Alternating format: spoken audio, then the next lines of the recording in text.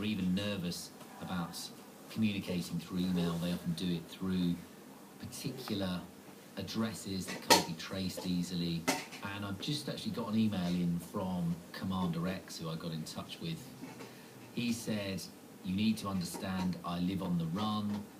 Every day is a unique challenge to stay alive and be free. Skype interviews require a unique setup, as he wants to do it in a public hotspot again, so he can't be traced." And he says, "I don't have much notice. I'll notify you the next time I'm free to do one." So I'll just have to wait and see whether he gets in touch in a day or a week, if at all.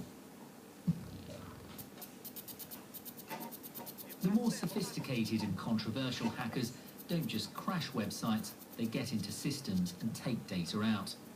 In 2010, when hacktivists did this, they claimed one of their biggest scalps was Rob Rackwald, Director of Security Strategy at the California-based IT company Imperva, explains. Sony was the first time where hacktivists breached a lot of data.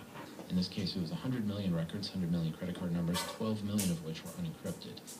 What that showed hacktivists worldwide is if you want to hurt a company, take the data.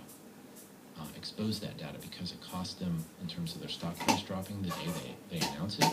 It costs them in terms of legal fees. It costs them in terms of notification fees that they have to tell people. They have to redo their infrastructure and so forth and so on. It became an extraordinarily expensive thing. And the fact that it was so painful for Sony is not a lesson that was lost on hacktivists worldwide. And since then, we've seen a very consistent pattern of, let's take the data if we can. If that doesn't work, then we'll DDoS them. Like many of the hacktivist actions, the one on Sony was reactive, prompted by the Japanese company's decision to sue a computer programmer who modified his Sony PlayStation and published the details online.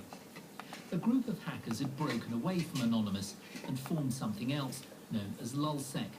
In 2010, Lulzsec took its revenge. This man is one of the group.